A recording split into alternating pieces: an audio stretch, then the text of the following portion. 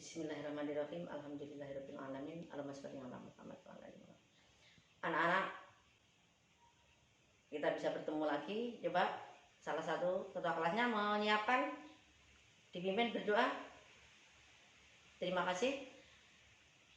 Anak-anakku sekalian, pertemuan kita kali ini adalah materi tentang sastra naratif, yaitu dengan judul cerpen, menganalisis unsur intrinsik cerpen. Sudah disiapkan, bukunya disiapkan, semua disiapkan. Sebelum kita mulai materi pelajaran, coba Ibu mau bertanya dulu, apa itu cerpen? Coba Siti, biar tidak ngantuk. Siti, iya, terima kasih Siti. Ya, pengertian cerpen ya. Kemudian ada lagi yang masih ingat unsur intrinsik cerpen ada berapa? Joko, yuk Joko. Terima kasih. Anak-anak, saya ulang sebentar. Unsur intrinsik cerpen yaitu yang pertama adalah, coba masih ingat? Plot ya. Plot. Apa itu plot? Coba masih ingat plot? Ya, terima kasih. Alur cerita anak-anak ya. Yang kedua, karakter ya. Karakter dibagi berapa? Coba masih saya tanya lagi. Karakter dibagi ada dua, fisik dan psikis. Pinter sambil mengingat, disiapkan alat tulis, bukunya dibuka, coba dibaca itu karya N. Hadini. Dibuka karya N. Hadini, coba. Oh, sebelum kita buka kepunyaan atau karya N. Hadini, coba ada yang mau membuat cerpen, mungkin satu bait cerpen saja. Maaf anak, kok satu bait ya, satu paragraf. Ini bukan puisi ya, cerpen, satu bait cerpen. Satu paragraf cerpen. Coba satu paragraf cerpen. Masih ingat?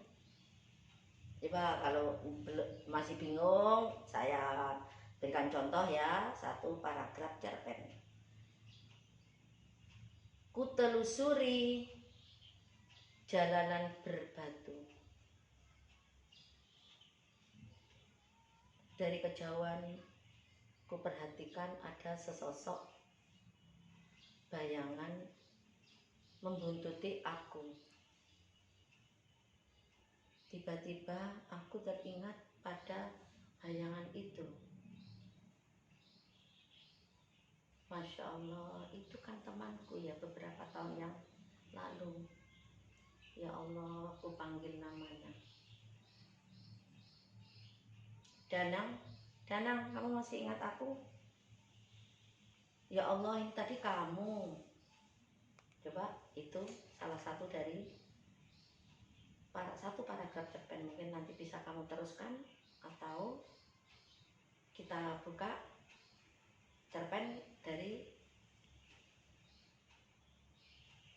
karya pengarang-pengarang yang lain.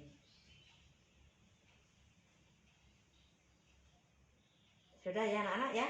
Sudah disiapkan ya bukunya, unsur intrinsiknya juga sudah ingat, mulai plot, kemudian karakter, kemudian setting, kemudian apa anak-anak? Setelah setting, sudut pandang, gaya bahasa, terus amanat. Tadi sudah dijelaskan oleh Ibu atau sudah dijawab temanmu, plot atau alur.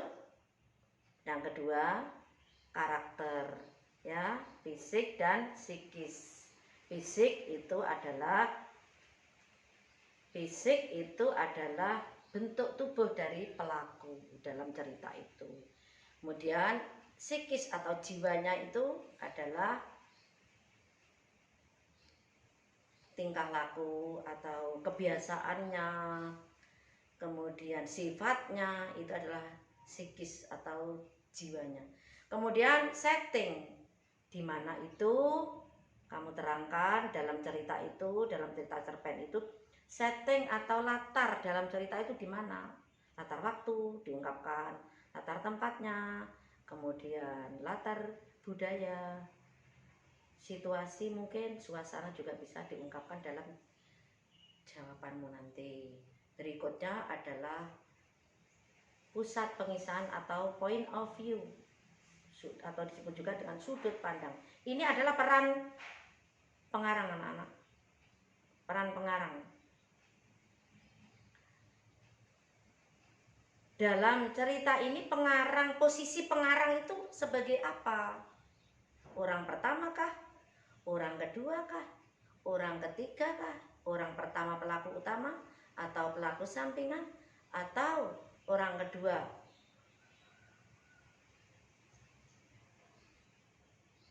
Dan lain-lain.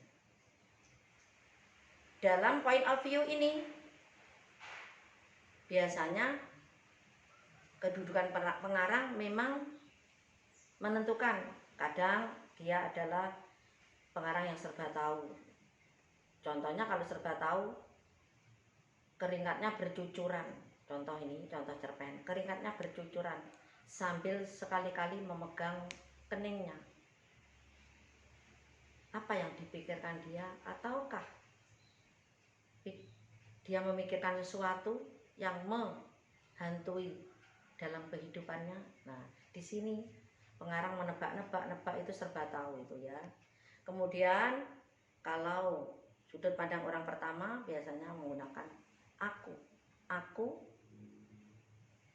Kalau aku tatap wajah itu, aku teringat beberapa tahun yang lalu. Lah ini aku ini biasanya pengarang menggunakan sudut pandang orang pertama. Inilah yang dinamakan point of view. Yang berikutnya adalah gaya bahasa. Anak-anak, dalam gaya bahasa ini, dalam cerita itu gaya bahasanya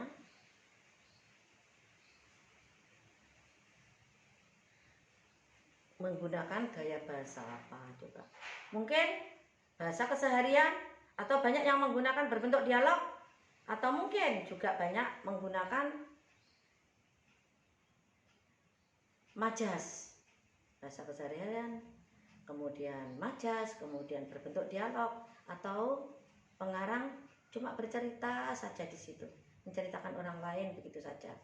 Gitu ya. Ini adalah yang dinamakan dengan gaya bahasa. Umpamanya kalau menggunakan majas dalam cerita itu,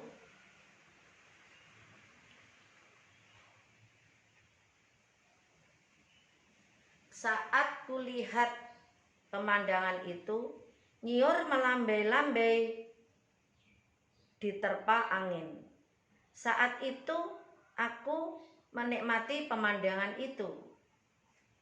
Aku dan Dini berjalan sambil sekali-kali melempar batu ke pematang sawah itu. Nah, jadi nyiur melambai-lambai itu juga merupakan majas. Majas apa anak-anak? Ayo, Aisyah mungkin bisa menjawab. Melambai-lambai, nyiur melambai-lambai adalah majas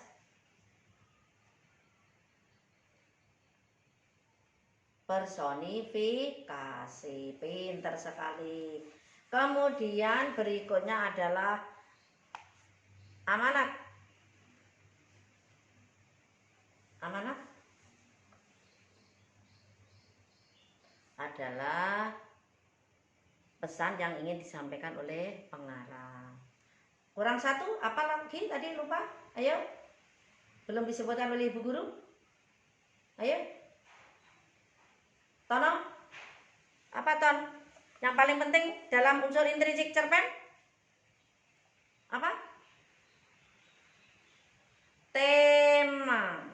Tema anak-anak, hampir lupa ya. Tema, ini adalah apa tema? Ayo, dijawab. Jangan ibu guru terus yang menjawab. Titin, apa Tin? Angkat tangan coba. Kalau Titin tidak bisa, yang lain. Tema, inti atau isi. Ya. Sudah disiapkan bukunya, dikerjakan kali ini, ditulis yang rapi. Yuk, saya beri waktu kira-kira menganalisis unsur intrinsik itu tadi. Saya beri waktu 30 menit. 30 menit anak-anak cukup ya? Cukup, insya Allah cukup. Nah, siapa yang pertama kali mengumpulkan nanti poinnya berbeda dengan atau nilainya berbeda dari ibu. Jadi yang kedua, yang ketiga, yang keempat dan seterusnya. Jadi ada tahapan-tahapan untuk nilai. Saya kira itu saja anak-anak pelajaran atau pertemuan kita kali ini. Jangan lupa dikerjakan. Kemudian kalau belum selesai